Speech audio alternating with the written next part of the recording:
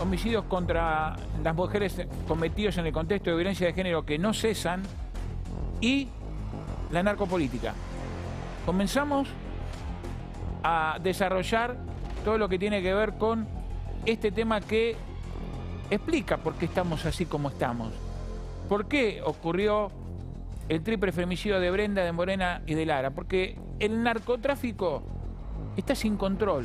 Ahora, nadie se hace cargo de esto. Miren, la narcopolítica, ahora que está tan en boga por el tema de Esper, sobre quien se abrió una investigación, pero miren desde cuándo la narcopolítica está instalada entre aquellos que alguna vez nos gobernaron. Esta nota es del 16 de agosto de 2008, casi 20 años. El gobierno negó vínculos con Forza, pero admitió que recibió sus aportes. La oposición reclamó que se investigue la donación para la campaña presidencial que hizo Sebastián Forza, uno de los 3 hombres que fue asesinado en lo que se conoció como el triple crimen de la efedrina. En esa época, en 2007, Sebastián Forza, que tenía una droguería, Sicamp, donó 200.000 pesos, 4 cheques. Está la foto de esos cheques endosados a la cuenta de el Frente para la Victoria. Después lo voy a mostrar. Pero Forza, que era un deudor con cerca de 200 cheques rechazados para el Banco Central, pudo lograr que le autoricen los pagos de esos 4 cheques de 50.000 pesos para la campaña electoral del Frente para la Victoria en 2007. Al año siguiente apareció muerto con 9 balazos en el cuerpo. El gobierno del Frente para la Victoria de esa época, kirchnerismo, no movió un dedo para saber qué pasó con Sebastián Forza. Al contrario, facilitaron la huida del país de quien fue en su momento acusado de ser el presunto autor intelectual de ese triple crimen. A ver, en esa época, cuando Forza hizo la donación, Argentina se había convertido en un punto de operaciones importantes del cartel de Sinaloa.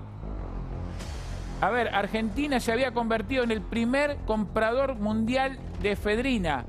Hacían la triangulación desde China e India, pasaba la efedrina por acá y algunos personajes como Forza y otros mexicanos mandaban esa efedrina a México. En México estaban impedidos de importar ese precursor químico, un elemento vital, indispensable para que los carteles mexicanos de la droga fabricaran metanfetamina. Pero miren, narcopolítica, se van a poner nerviosos algunos que nos están mirando de esto, ¿eh? No es la primera vez, hablábamos de Forza, pero miren, hubo otros casos antes de que nos ocupa hoy en día. Gabriel Alejandro Maurín y Mauricio Jerónimo, expresidente y edil del Consejo Deliberante de Salvador Massa en Salta, fueron condenados a 14 años de prisión por traficar 267 kilos de cocaína. Jerónimo estuvo prófugo cerca de 3 años hasta que lo detuvieron en Bolivia. Repito, el expresidente y un concejal del Consejo Deliberante de Salvador Massa en Salta traficaron 267 kilos de cocaína. Políticos del Frente para la Victoria. Seguimos. Sergio Barisco, uno del PRO, ex intendente de Paraná, fue condenado a 6 años de prisión como partícipe necesario de la comercialización agravada de estupefacientes. Falleció, tenía 60 años, cuando murió estaba en prisión domiciliaria. Sergio Barisco se comprobó, según una investigación de la Justicia Federal, que ponía camiones de la municipalidad para que un narco, Daniel Tavicelis, distribuyera la droga en Entre Ríos, en Paraná. Seguimos. Más casos de narcopolítica. Me dicen que esto es algo nuevo. No, viene de mucho tiempo. Liliana Ledesma fue víctima de la narcopolítica. Liliana Ledesma era una mujer que denunció que su esposo fue asesinado porque le reclamó una deuda al fallecido diputado provincial Ernesto Aparicio, vinculado con Delfín Cantedo. Delfín Cantedo era el patrón de la droga del norte, capaz de comprar a jueces. Hay un juez federal que está preso porque se comprobó que recibía coima de Castedo, policías y también a políticos, como fue el caso de Ernesto Aparicio. A Liliana Ledesma la mataron porque le fue a reclamar la deuda de su esposo narcotraficante al diputado provincial Aparicio. Seguimos, hay más casos de narcopolítica. Acá Ledesma fue víctima. Héctor Palma, bueno, me acuerdo, este fue un caso que cubrió nuestro compañero José María Costa para el Diario de la Nación. Ex concejal de Estanislao del Campo, en Formosa, fue condenado a 8 años de prisión por tenencia de estupefacientes con fines de comercialización. ¿Saben qué? En el campo que tenía cerca de la frontera le encontraron una impresionante cantidad de cocaína, cerca de 400 kilos. Él ponía ese campo para que sea utilizado como pista de aterrizaje de las avionetas que venían desde Bolivia. Seguimos, más casos de narcopolítica. Este lo fui a ver yo. Y Gabriel Di Nicola. Natividad Roger Terán, ex intendente de la ciudad correntina de Itatí, en un puesto clave de la frontera con Paraguay. Fue condenado a 3 años de prisión en juicio abreviado por formar parte de una banda que traficaba marihuana desde Paraguay. ¿Quieren más casos de narcopolítica? Este caradura ahora se presenta y dice que quiere ser intendente de nuevo. Por Terán lo digo. Miren, acá está. Vamos a mostrarlo bien. Después podemos volver. Pues un caradura que manejaba él y el viceintendente Aquino todo lo que tiene que ver con el tráfico de drogas. Ahí básicamente marihuana. Paraguay es marihuana. Mírenlo bien, porque quiere volver a ser intendente. Seguimos. Caso que cubrió muy bien Gabriel Di Nicola para La Nación. Este sí me tocó ir a verlo a Salta. Joaquín B. González, Salta. El que viene ahora. Luis Cifré, miren, era presidente del Consejo Deliberante de Joaquín B. González en Salta, departamento Anta. Fue condenado a 12 años de prisión porque le encontraron 356 kilos de cocaína en su negocio de carbón vegetal. Habían encontrado, él formaba parte de una banda que había logrado convertir o que pudieran pasar como partes o trozos de carbón vegetal los ladrillos de cocaína. Esa banda traficaba esta cantidad de cocaína a Portugal vía Santos. O sea, ni pasaba por Buenos Aires. De Salta a Brasil y de Brasil a de Santos y de ahí a Porto. Y miren, volvemos a este caso con el que habíamos empezado esta recorrida. Sebastián Forza fue una de las víctimas del triple crimen de la efedrina en General Rodríguez en 2008. Fue uno de los mayores aportantes de la campaña electoral del Frente para la Victoria de las elecciones de 2007. 4 cheques de su droguería, SICAMP, fueron depositados el 29 de octubre de 2007 en la cuenta número 52.709/93 del Banco Nación, propiedad de Frente para la Victoria.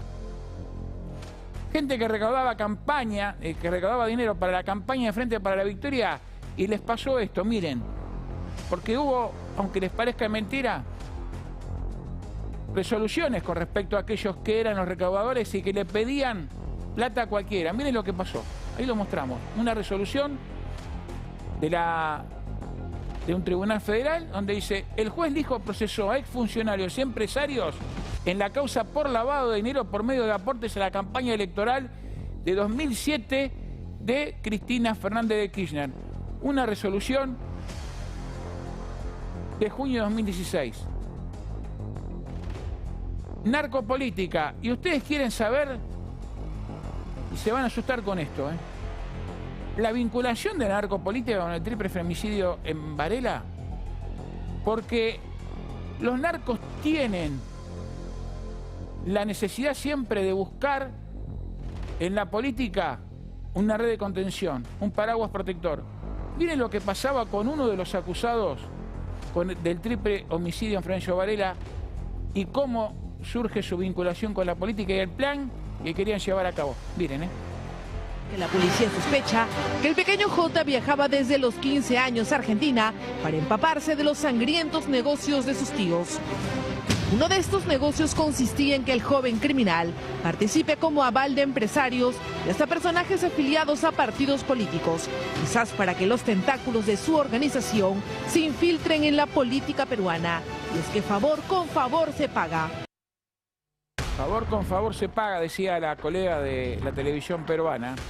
Y ahí puso, en este informe, cómo Pequeño J, que no tenía ningún trabajo conocido, ningún ingreso conocido acá en la Argentina, mandaba plata a Perú para afiliar a una serie de partidos políticos distintas personas y de esa forma crear un poder, un paraguas protector de la política en Perú.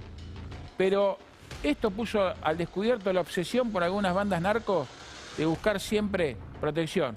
Y vamos a ocuparnos en este hilo conductor que tiene el programa de hoy de Caso Abierto, de cómo sigue la investigación del triple femicidio, que según el fiscal Jenny Dicerio, te doy la bienvenida, al fiscal Carlos Adrián Arriba, ayer lo reveló cuando salía de una reunión acá en Chacarita, después de revisar las cámaras de seguridad, tuvo un móvil narco. Sin dudas, algo que ya veníamos hablando, recordemos, ¿no? 3 kilos, 30 kilos, 300, la cuestión no es cuánto, sino cuál era el móvil del crimen, y él, como vos bien señalás, lo viene a revelar, algo que todos pensábamos y tiene que ver justamente con esto, con un crimen por robo de droga, un crimen narco. Y ahí empezábamos a hablar, recordemos, del femicidio, de cómo utilizaban a las mujeres para justamente llevar a cabo este tipo de crímenes. La cuestión de todo esto es que sigue la investigación. Faltan detener a varias personas, pero puntualmente esas 3 personas, que en realidad son 4, pero 3 que faltan detener, están con pedido de captura nacional e internacional. ¿Quién no está con pedido de captura nacional e internacional? Hoy en día quien no está con pedido de captura nacional e internacional es uno de los Valverde, uno de los tíos, que es Luis Valverde. Yo pregunté a Interpol para cerciorarme efectivamente que no esté con el pedido de captura, pero tampoco porque hasta el momento, después con los abogados lo hablaremos y ellos tendrán más información, pero hasta el momento no está vinculado 100% en la causa, como por ejemplo que haya estado dentro de la vivienda. A mí me entra la duda si estuvo o no, porque Celeste Magalí González Guerrero no lo reconoce como uno de los hombres que estuvo en la escena del crimen. Pero dice que es parecido a... Es parecido a Julio, que exacto, Julio es Pequeño J. Y además otro detalle, se lo ve a Luis Alan Valverde Rodríguez salir de la Argentina el 28 de agosto, por ahí por la terminal de Puerto Madero, pero él quiere regresar al día siguiente, el 28, esto según el registro de migraciones, y le rebotan la posibilidad del regreso, porque en la declaración jurada que tenés que poner de migraciones, él consignó como dirección José Cepaz Cava.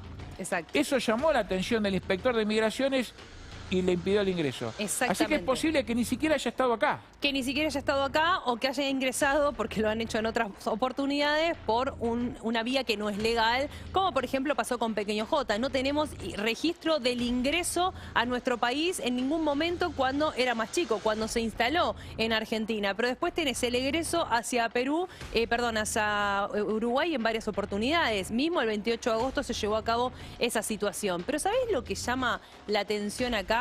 ¿Qué? ¿Qué pasó el día previo a este triple femicidio narco, porque ya lo tenemos que llamar así, en Florencio Varela? Y empieza justamente no solo... Esto es del 18. El 18 de septiembre, cerca de las 3 de la tarde, en un restaurante peruano. Esto se da... En la colectora del acceso sudeste, cerca de donde levantaron a Fuerza Villa Perdón Domínico. Exactamente. Villa Domínico. Lo que hay que tener en cuenta acá, y es muy importante, fíjate, ahí está la hora, 15:14 del 18 de septiembre. Primero empieza a llamar la atención quiénes están acá. ¿Por qué? Vemos 2 vehículos, un Chevrolet Cruz y también el famoso Fox blanco con el techo negro. Previo a esto hay un montón de imágenes en donde se ve que se cruza, que hay motos que se bajan y demás. ¿Y quiénes son? Pero lo que nos importa es esto. ¿Por qué? Porque empiecen a bajar un poquito para que se acerquen esas fotos. Y vamos a ver, mira acá, un poquito más arriba, chicos. Florencia. ¿Esa es Florencia? Esa es Florencia. ¿Quién está Florencia al lado? Ibáñez. Florencia Ibáñez. ¿Quién está al lado de su pareja? Alex. ¿Qué el prófugo. Declaró, exacto, prófugo con captura nacional e internacional. Alex, que no nos olvidemos, salió, uno de los pedidos de captura que tiene en Perú por 51 kilos de cocaína, con lo que lo encontraron, lo metieron preso, él mismo lo informaba durante esta semana y después lo replicó Patricia Burch, que le dieron la libertad en plena pandemia y, oh casualidad, estaba en nuestro país no por entrar de manera legal, claramente. ¿Qué pasa con este hombre? Según Florencia, en realidad la droga se la habían robado a él, no a su tío. Eso lo cuenta Florencia.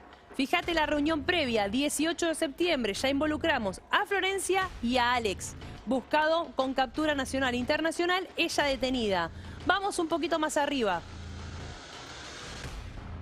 Vamos a mostrar, frena acá, por favor. Fíjate, acá se encuentra no solamente Florencia, no solamente Alex, sino uno de los Valverde. ¿Quién es ese Valverde? Justamente el tío, no es Luis, es Manuel. Manuel David Valverde Rodríguez. Valverde, no quería decir David, así no lo confundíamos con el loco David. Están a ver, juntos. entonces esta es Florencia Ibáñez, que aparece en el Fox blanco, fotografiada por una cámara de seguridad en Florencio Varela, cerca de las 22:43 del 19. Este es Alex. No está que era identificado. quien manejaba el Fox la noche del crimen. Exacto. Este es uno de los tíos de Pequeño J. Y este no viene al caso en esta situación. Pero no nos olvidemos de algo. ¿Qué dice Celeste en la declaración? Alex estaba con los guantes blancos y salió del living. Manuel Valverde, ella lo describe así, estaba con los guantes blancos, de esos de látex, sí, y salió del living con la luz apagada. Está nombrando a dos personas que precisamente y aparentemente estuvieron en la casa. ¿Quién está al lado? Florencia, la que se supone que no sabía absolutamente nada y que después termina declarando en las últimas horas del día jueves que precisamente no sabía que iba a pasar eso, que Alex le dijo que en realidad iban a apretar a un hombre, no que iban a asesinar a las chicas y que la droga se la habían robado a él, pero que ella no tenía nada que ver. Ahora está en una reunión previa. Claro. En esta reunión no creo que se hayan sentado a comer y a hablar de la vida. Están los Valverde, está uno de los Valverde, de los tíos Pequeño J, está este hombre, que es el supuesto dueño de la droga, y está ella. Está ella. Entonces, ¿ella sabía absolutamente todo? ¿Ella sabía Este lo que iba a restaurante pasar en la peruano lo casa? conozco muy bien, paso muy seguido por el Cerca acceso de tus sur. pagos, Exactamente. precisamente. Por eso lo tenés que conocer y no es la primera vez que se esta reunían quién es? en ese lugar. Esta es Florencia Ibáñez. Florencia Ibáñez, que recordemos que declara después de la revelación que hizo Celeste. Después vamos a determinar si todo lo que dijo Celeste es cierto, si Celeste efectivamente en un rango horario no estuvo dentro de la casa, pero marcó y puntualizó a ciertas personas y los roles que aparentemente tuvieron ciertas personas. Como por ejemplo, es más, no nos olvidemos a Miguel Villanueva, quien era su pareja, que terminó diciendo que es quien asesina a una de las chicas por un destornillador. Y se lo vamos a preguntar ahora, antes de ir a la mesa, a los invitados, al doctor Javier Baños, al doctor Daniel Yaquinta, y también después voy a pedir la opinión de todo lo que está viendo a Jorge Monasterki. Pero Florencia da una versión distinta, se contrapone con lo que dijo Celeste. Exacto, ¿por qué? Y fundamental. Celeste dice que es Víctor Sotakuro al que le roban la droga, punto número 1, Sí. Celeste. Después que lo menciona como el apodo duro, el duro. ¿sí? Supuesto jefe de la banda. El supuesto jefe de la banda, al que le habían robado 30 kilos de cocaína, el que precisamente es el que da los $1000 por el alquiler de la casa. Lo puso como por arriba de Pequeño J porque lo presentó como su tío. ¿Qué dice Florencia? No, todos conocen en la 1114 al duro. No es mi tío, es otra persona a la cual describe. Pero es importante lo que aportó Celeste, porque vos que estás... Fundamental, porque vos que estás viendo y siguiendo este caso que nos conmocionó a todos a través de los distintos medios, especialmente de La Nación Más, contó cómo funciona una banda. Exactamente. Acá tenemos la pirámide que se hizo, y también la preparó la producción, a partir de lo que dijo Celeste. Esto es lo que dice Celeste, cómo funciona una banda narco. Después le voy a preguntar al doctor Baños y al doctor Yaquinta si esto es así o no. Pero, a ver, lo pone en la punta de la pirámide abuelo y papa. Ella ya los había nombrado en una declaración ante la policía, declaración que después se vuelca en expediente porque el policía que la escuchó lo consignó, pero ella ya los había nombrado, ¿no? Ya los había nombrado. Y decime si a vos no te cierra lo mismo que pensaba yo en ese momento. Ella dice que Manuel David Valverde estuvo dentro de la casa. Y nombra a un papá que a través de Sanji, porque ella ya dio el nombre de la aplicación, veía en vivo cómo asesinaban en principio a una de las chicas. Papá. ¿Y dónde dijo que estaba? En José Cepaz. ¿Quiénes son las dos personas que vivían en José Cepaz? Luis Valverde y por otro lado Manuel David Valverde. Tranquilamente Luis Valverde, el que recordemos aparentemente no volvió a entrar al país de manera legal, es el que podría haber estado en José Cepaz viendo con su seguridad cómo asesinaban a las chicas. Falta saber quién es el abuelo. y lo nombra a Víctor Sotakuro. Esta es la pirámide. Exacto. Estos serían los jefes, según Celeste. Celeste. Víctor Sotakuro, Que pasa de remisero. a ser justamente el cabeza de la banda, por debajo claramente de papá y abuelo. Después pone ¿Qué dice Florencia? El duro no es mi tío, es otra persona que está en un 11-14 y un todo el mundo remisero lo raro, conoce. que iba en el asiento de atrás mientras manejaba Alex. Pero al mismo tiempo, exactamente, es lo que te iba a decir, es eso, no es eso solo, es cómo se manejaba esta persona. Que a ver, por más que esté por arriba, tampoco era tan, a mi criterio, tan importante. Para mí también. Un jefe narco no maneja un Renault 19 Y no cae. y vive... Y no cae. Exactamente. Punto número 2, Pequeño J. Pequeño J por debajo de Víctor Sotakuro, que él le decía tío. Y había otros más ahí llamado Paco y Nero. Nero. Y después, por otro lado, ¿quiénes son los mulos o bebé? Matías Osorio. Matías Osorio, ¿qué? Hizo el pozo a criterio de Celeste. Era el que le llevaba entre 100 y 120 grados, envoltorios de cocaína para venderlo a 10.000 pesos cada uno. Es el que llevó a otras personas para llevar a cabo ese pozo y posteriormente enterrar a las chicas. Así es la pirámide de justamente lo que tiene que ver con esta banda narco, según Celeste. Bueno, vamos a sentarnos, después nos vamos a contar, Jenny, qué es lo que se espera de la investigación, cuáles son las novedades más importantes. Jorge Mazerki, abogado penalista, gracias por venir. Acá lo veo muy provisto al doctor Baños, como siempre, muy prolijo, con mucha documentación, y también a Daniel Yaquinta. La primera pregunta muy es... provisto. No, pero bien, ¿no? Usted su expertise y tiene otra intervención en el caso. A ver, doctor Baños, explíqueme qué es lo que tiene acá, sin mostrarlo, pero les digo a todos, el doctor Baños se vino con todos apuntes que tienen que ver con esta trama que termina en un triple homicidio, doctor. Bueno, lo primero que tengo es el rosario, porque estoy rezando por Argentina con todo esto que vos acabas de decir, que es terrible, cómo el narcotráfico se ha ido infiltrando en la política de nuestro país, y esto es algo... O sea, no es nada que uno trae como casos aislados esto. No son ningunos casos aislados, esto es una lamentable realidad. Si el narcotráfico no tiene conexiones con los resortes institucionales de un país, es imposible que se instale y que puedan terminar produciéndose estos hechos aberrantes, espeluznantes, perversos, atroces, por donde se los mire. Que Usted le tocó enfrentar un caso así con Pérez Algaba, con Lechuga, con el caso donde matan a un financista y lo descuartizan, el cuerpo aparece ahí en la zona de Budge. Pero esto es completamente... Sí, Gustavo, el hecho de Pérez Algaba pareció un caso espeluznante, con las características similares a este, pero en realidad recordemos que a Pérez Algaba lo matan con un balazo. Claro. Y recién lo descuartizan una vez muerto para esconder el cadáver. Esto es mucho peor. No digo que todas las muertes son... ¿Por qué? Esto es mucho peor, porque acá estamos hablando de 3 chiquitas, 2 nenitas de 20, una de 15, que las atan, las amordazan, las torturan de a poquito, le cortan los dedos de una mano, un dedo, otro dedo más. Es decir, estamos hablando de una perversidad y de una maldad que excede la maldad natural del ser humano. Estamos hablando de un sello de corte mafioso, estamos hablando...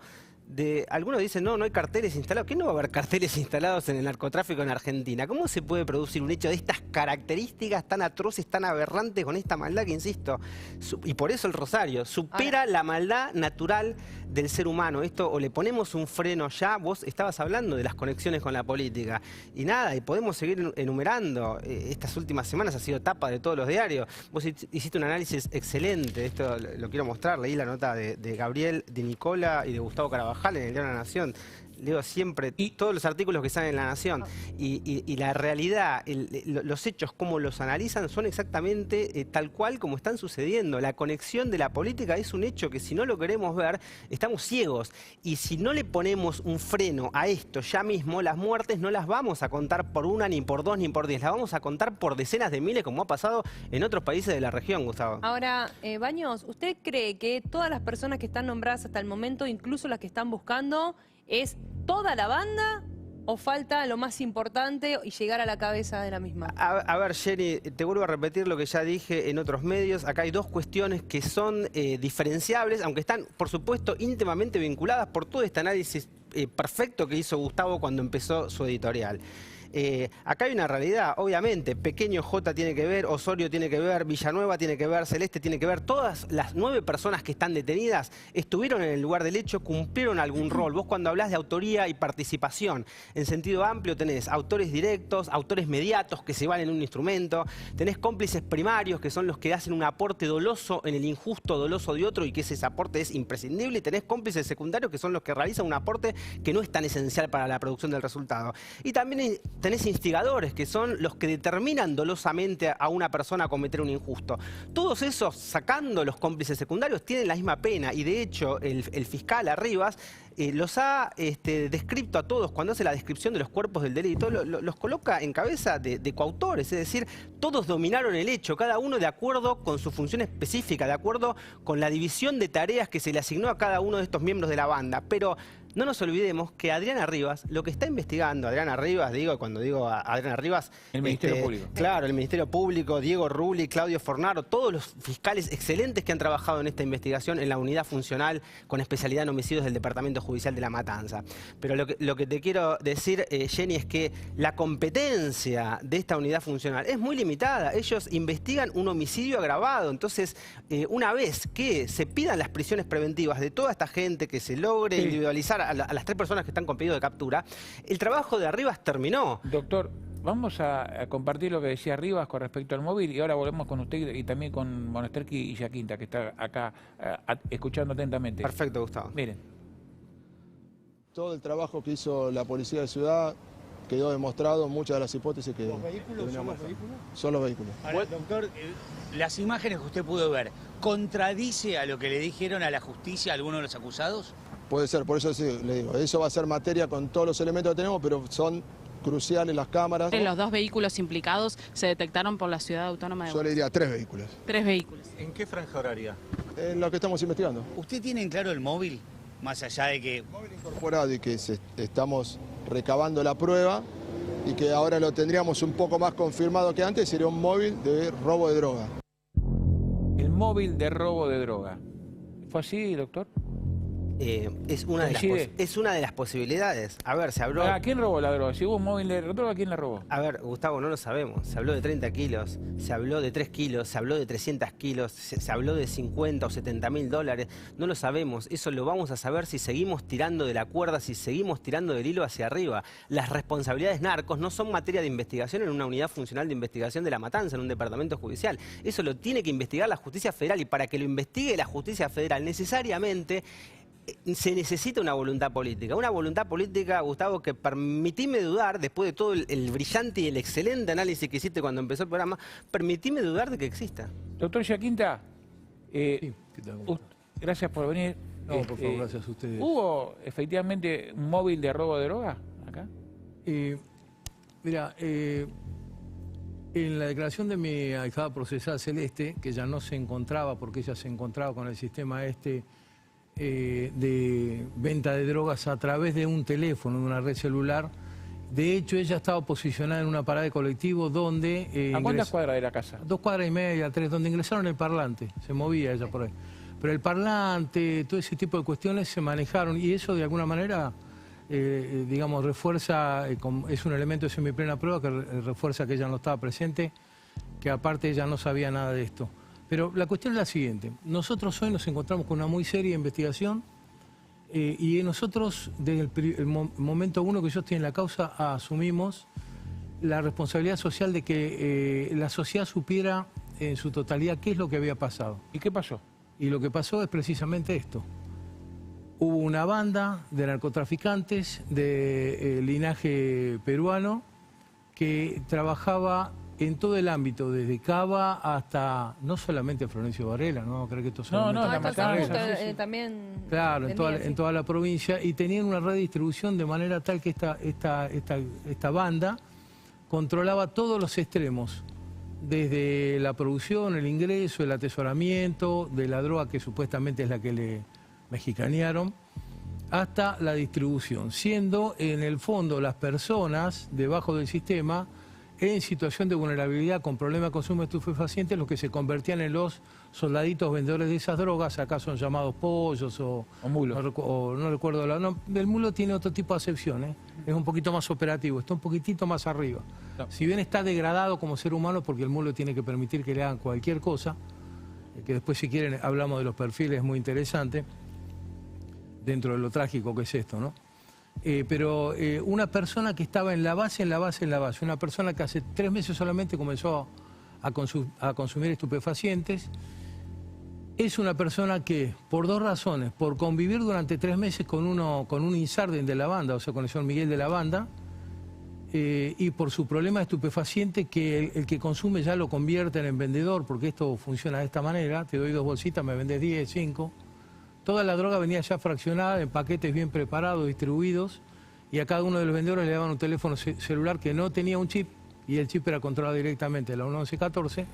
Ahí ellos ponían un código y ahí se le habilitaba todo el sistema de venta que anteriormente ya tenían esos compradores. Este pequeño J, que hace más de 2 años que está vendiendo en Florencio Varela, con cobertura institucional, con cobertura operativa, porque si no ellos no pueden llevar adelante. ¿A qué llama, perdone, cobertura institucional?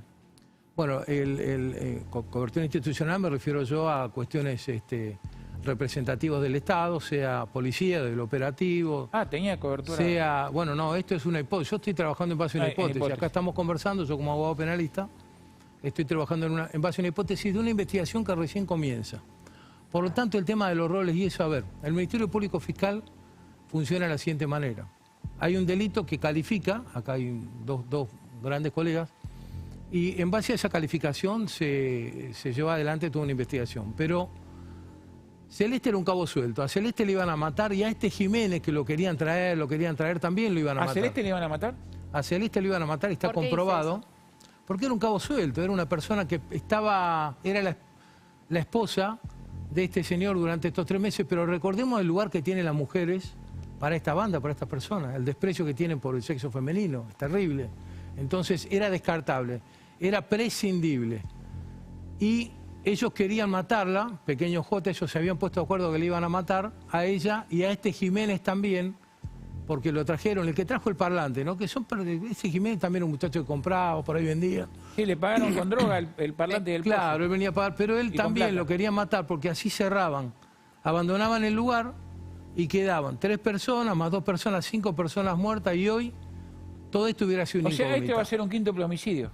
Claro, pero iba a ser una incógnita, no se iba a hacer absolutamente nada de esto. Ahora, Quinta, ¿sabe qué me llama la atención? Sí. Puede que lo corte. Nivel de descripción que tiene Celeste como para haber estado afuera durante tantas horas. Sí, yo te lo explico en 2 minutos. No, me interesaría porque describe tan bien el hecho, según, a ver, a mí me cuentan algo, quizás yo tengo mala memoria, pero no tengo tan específica la descripción de lo que pasó. Ella te describe todo con Sí, pero no es ella, no es ella. ¿Y quién? Acá era este abogado, 3 fiscales, otras también personas que participaban, mujeres, una que creo que ahora la nombraron de fiscal, y todo un plexo probatorio así de grande de una investigación que desde que aparecieron los cuerpos a esta parte, el Ministerio Público Fiscal, la Policía de Cava y la Policía de Provincia se dieron. Ahí había una cantidad de información de seguimiento de una serie de personas que plasmaban una banda. Pero ¿cómo llegaron a esa banda? Porque Celeste, el primer momento en que ella logró que la madre la pusiera a resguardo con la policía, desde ese minuto 1, ella le contó lo mismo que nosotros vemos hoy en el 317, lo mismo lo había referido desde aquel primer momento. Me lo dijeron 2 policías que estuvieron ahí presentes, doctor. Me lo dijeron 2 policías. Que ella dijo a su no, pero esto ella ya lo había... Y en base a ellos estudiaron. Pero ¿qué pasa? En ese momento, esa declaración que ella manifestó dio pie a toda una investigación, y esa investigación, el día anterior a que ella declare, nosotros conseguimos que el señor juez de garantía ahí le saque al peruano que los tenía amenazados a todos ahí en Melchor Romero. Después ella declara, pero ella declara en base a un plexo probatorio enorme. Esta causa tiene hoy un plexo probatorio enorme, una semiplena prueba que es... hoy cualquier fiscal de juicio puede llevar adelante una acusación completa. Y eso fue la responsabilidad social que nosotros asumimos. Ella no tiene filtro, pero ¿qué pasa? La declaración fue muy extensa, muchísimas horas, nos cansamos todos, Pero la declaración no es tan natural como hay figura, porque a mí me hubiera gustado que se hubiera filmado, ustedes lo hubieran visto. Ella es una persona que está, lo digo con todo respeto, no tiene un grado de educación o de preparación como cualquiera acá puede describir un hecho. Pero con todos esos elementos que tenía, por ejemplo el tema de las personas, recién usted pusieron un señor peruano, porque aparte los peruanos que están acá todos en la causa tienen distintos genotipos, no son todos iguales, no, como alguien dijo por ahí, ¿no? Tienen distintos genotipos. Hay uno, el primero que ustedes dijeron, bueno, este no tiene captura internacional, Gustavo le preguntó a Jenny, ¿por qué no tiene captura internacional? ¿Por qué no está más vinculado en la causa? ¿Por qué queda, Alan Valverde, hasta el momento ¿por qué queda como una incógnita? Porque cuando le exhibieron la foto, a Celeste le exhibieron solamente la foto, no le mostraron documentos, no le mostraron los nombres de identidad de las personas. Se parece a Julio. Entonces dijo, este estaba. Le mostraron a este señor la misma foto que ustedes tienen ahí, con buen trabajo de producción, y dijo, yo no lo reconozco, no lo veo, no lo reconozco. Ahora, yo les voy a decir una cosa que les va a sorprender muchísimo a todos ustedes. Cualquiera de estos pibes de narcomenudeo, de cualquiera de estas localidades como Varela Profundo, el Quilmes Profundo, el Avellaneda, que ya por ahí Avellaneda tiene algunas cuestiones más capitalinas, pasillos, y tiene otro estilo, cualquiera de estos chicos le pueden describir toda esta organización de abajo para arriba. Cualquiera. Menos nosotros que ahora nos estamos desayunando con todo esto, en tiempo real estamos aprendiendo. Jorge, ¿vos pensás también, como dicen los doctores Baños y Yaquinta, que hay prueba para dictar prisiones preventivas contra los acusados? Sin dudas, los ponen en lugar a los 9 detenidos. Yo no conozco los detalles por no estar en la causa, pero sí la vengo siguiendo acá con vos. Y recuerdo, hace 3 semanas estuvimos acá hablando de esta problemática y yo desde un inicio digo, el problema del narcotráfico es mucho más complejo. Parte de la problemática que tiene, y siendo al territorio de la provincia de Buenos Aires, es lo que es el narcomenudeo se ha, de alguna manera, dado intervención a la justicia provincial. Eso trae un problema mucho más complejo. ¿Por qué? Muchos de los detenidos que tenemos en esta causa, lamentable, estas 3 chicas, víctimas sin dudas, son todos fusibles que son fácilmente reemplazables. Si nosotros queremos ir a fondo en quiénes son los que comandan y orquestan absolutamente todo, es necesario que la justicia federal ya hace 3 semanas tendría que estar en esta causa. Se tendría que haber... Tengo entendido que está colaborando la Procunar, ¿no? Sin duda que es interesante, pero la justicia federal es la justicia que, por su naturaleza, experiencia, medios económicos, medios humanos especializados en lo que es este tipo de investigaciones. ¿Sabes por qué? Porque vos le diste 3 semanas a la gente ¿no? Investigando el homicidio y no investigando quiénes son los que realmente son los dueños del circo, si me permitís esta forma de expresarlo quizá no muy protocolar. Ese es el tema de mi columna de mañana en el diario. Todas las facilidades que le dieron a los capos, doctor Baños... Te redondeo, perdóname. Sí. Yo cuando lo dije, algunos criticaron, decían, esto es, y muchos dicen, un femicidio. Y yo digo, esa es una manera también de esconder y no querer ver la realidad. Porque esto lo dijimos también el primer día. Tenía 2 mensajes estas muertes transmitidas de esta forma. Uno interno a la organización, si me robás, te va a pasar esto. Y otro a las otras personas. Entonces la justicia federal tiene experiencia, urge que, ya no es más temprano que tarde, urgente tienen que intervenir. A ver, el doctor Baños, el doctor Yaquinta, y ustedes me pueden interrumpir también. Los que están buscando, ¿son jefes? ¿Son partícipes de la banda? Los que están buscando me refiero a... ¿Quiénes, Jenny? Manuel Valverde, Alex y el Loco David. Gustavo, obviamente todos con antecedentes, perdón, ¿no? Claramente tienen mayores responsabilidades que, por ejemplo, las personas que estaban limpiando la escena del crimen o las personas que estaban haciendo el pozo. Eso está claro. Ahora, el móvil, como muy bien dice Jorge, no lo vamos a saber hasta que la justicia federal tome cartas en el asunto, porque no es lo que está investigando el doctor Arriba. Yo lo escuchaba atentamente a Daniel. Perdón que te voy a cortar. Sí. Yo entiendo que está investigando muy bien el doctor Arribas y demás, pero no le estás dando, lo que bien dice Monasterki, más tiempo a quienes son los verdaderos jefes de... Absolutamente. Ya de oficio, un fiscal... de oficio, un fiscal federal, la primera vez que escuchó la palabra estupefacientes, banda de narcotráfico, carteles, ya tendría que haber empezado a investigar de oficio. Eso está fuera de toda duda.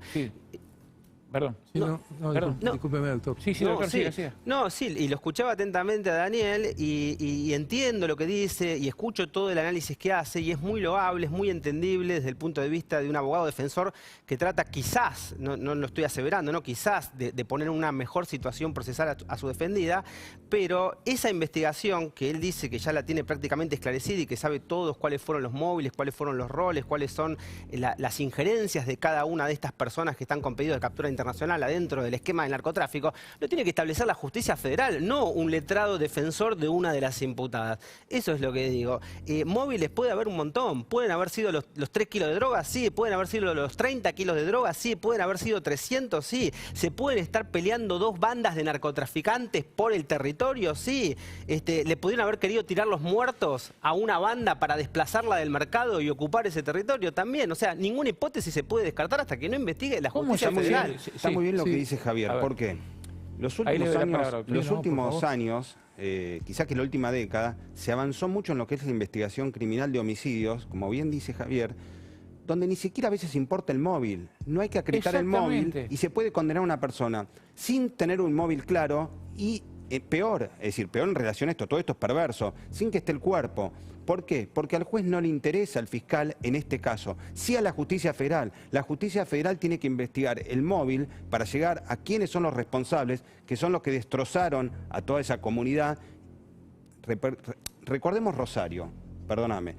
Rosario tenía una problemática muy puntual sobre homicidios, sobre narcotráfico y corrupción política y policial. Hay que decirlo porque es así esto. La provincia de Buenos Aires lo tiene y peor. Lo que pasa es que su territorio es tan grande. Pero sí, acá todos a ver, todos nos conmovíamos con Rosario, pero nadie hablaba de conurbano. Por eso mismo, muchas veces lo hablamos con Gustavo y con Jenny. Lo que hay que decir, la implementación del sistema acusatorio y volver a que la investigación criminal y de narcotráfico sea de la justicia federal porque es su competencia, es fundamental. Es fundamental. Doctor Yaquinta, sí. Sí, ¿qué tal? ¿Cómo están? Mira, yo, con todo respeto por los dos colegas, que la verdad que han hecho muy buenas exposiciones. No, acá hay una cuestión. Acá nosotros se está investigando un triple crimen, o sea, el hecho material que ha sido subsumido por el Código de Provincia y nosotros acá tenemos interviniendo en este sistema acusatorio al que hacía referencia el colega, un juez natural. El tema de la droga, que es un móvil, que puede ser que en base a todo esto se lo puso en su propia asistida. No, se generó ella. Pero para redondear la idea, que puede ser que se genere una causa federal para que investigue a todos estos y otras personas más y todas las, digamos, los bemoles que acompañan este tipo de delitos, que le dan cobertura, todo ese tipo de cosas, me parece bien. Pero acá nosotros, el móvil no puede condicionar nunca una calificación legal. Lo que condiciona acá la calificación legal es el hecho de haberle quitado la vida a 3 personas en una categoría que está legislado por ley. Uno la puede compartir o no, pero bueno, eso es la ley. Nosotros... Sí, pero ¿sabe lo que pasa, doctor? Acá hay una... pero son dos cuestiones distintas para mí. No, pero los presuntos homicidas tienen el poder como para moverse, para escaparse. Por demás, hay 4 que están... Hay 3 con pedido de captura y hay un cuarto posiblemente que salga en las próximas horas, pero que seguramente se fueron. No. Perdón, Gustavo. Y hay veces que... Pero tiene que haber 2 causas para mí. Bueno, por eso, pero no hay duda que tiene que estar la federal también. Por supuesto. No hay duda alguna. A ver, Y secuestrar droga, Daniel, porque si no, acá de qué estamos hablando. Respeto muchísimo tu trabajo, pero hay veces que sí, el móvil puede condicionar la calificación legal. Hay tipos con tendencia interna trascendente, tipos con tendencia interna peculiar. En este caso, posiblemente se trate de uno de esos casos, o es un delito cortado de resultado o un delito incompleto de los actos. ¿Cómo vas a condicionar un triple crimen? Eso no, pero justamente el móvil queda fuera de la tipicidad objetiva. Entonces, el fiscal no tiene por qué investigar el móvil. Son los elementos subjetivos del tipo distinto del dolo. No. El fiscal no tiene que investigar el móvil, eso es lo que digo yo. Claro, hay veces... Bueno, pero ¿cómo un triple crimen va a ser condicionado por un móvil, doctor? ¿Qué está diciendo? Pero lo condiciona porque hay un aspecto subjetivo que va más allá de la tipicidad objetiva. El fiscal tiene que investigar la tipicidad objetiva y no le importa el aspecto subjetivo que el tema... Yo digo lo mismo, pero entonces estamos diciendo lo mismo. Pero el tema pero con todo respeto, doctor, estamos diciendo lo mismo. Doctor, no, el tema es que si no si la justicia federal interviene... Acá, yo creo que en estos momentos, no sé qué piensan ustedes, los que ordenaron el triple femicidio de Brenda Morena y Lara nos están mirando de Perú riéndose. Por supuesto. Mira, que el que ríe último ríe mejor, yo no lo sé. Yo lo que digo es, el móvil puede... Vos lo decís, Gustavo, y lo dijimos del principio. Yo por eso cuando decía el femicidio, para mí, le pone un foco en lo que es la comunicación también, como si fuera un delito ordinario, por decirlo de una manera. Esto no fue un delito ordinario, y la como dice génesis el doctor es un Baños. delito de narcotráfico Sí. con un mensaje mafioso que en la magnitud quizá no estamos acostumbrados, pero ya hay algún antecedente en Argentina, no es tampoco la primera vez, donde se necesita objetivamente. ¿Vos creés que la gente que ordenó o que se beneficia económicamente de mayor manera hace 21 días está esperando a ver si lo vienen a investigar? No. Es una realmente, ya se fueron. como bien lo dijiste, Por supuesto, dio oficio la justicia federal. Simplemente esto, a veces el móvil sí condiciona la calificación legal. Sí, pero Permíteme estamos hablando defender de un desde el caso punto de vista concreto, dogmático, doctor. eso nada, es un error. El móvil condiciona Estamos en hablando de un muchos caso casos. concreto. En este caso concreto, el móvil puede condicionar la calificación legal y de hecho estamos hablando de un homicidio agravado. Pero en segundo lugar, por supuesto que el móvil, en este caso concreto, y en esto coincido con usted, lo tiene que investigar la justicia federal. Claro, no puede ser que el trabajo lo haga un abogado, pongámonos de acuerdo. un abogado particular. Esto lo tiene que investigar la justicia federal y para que la justicia federal investigue tiene que haber voluntad política. Y te vuelvo a repetir, Gustavo, hiciste un análisis excelente al principio del programa, entonces permitime dudar, o sea, frente a todo lo que dijiste de los gobiernos anteriores, frente a 35 viajes acreditados del primer candidato de uno de los gobiernos que todos sabemos de quién estamos hablando, no quiero hacer política de este caso, frente a transferencias que no se pueden explicar, entonces, ¿cómo la ciudadanía, cómo la persona que está viendo este programa va a creer realmente que el gobierno nacional o algunos gobiernos provinciales tienen voluntad política de investigar al narcotráfico? Coincido con usted, seguimos con la discusión, ahora volvemos en unos minutos, nada más, breve pausa, seguimos con Caso Abierto, con Jerry Serio, con Baños, con Yaquinta y también con Mona Terqui, más del triple femicidio, cuya investigación queremos que llegue a un fin y se haga justicia.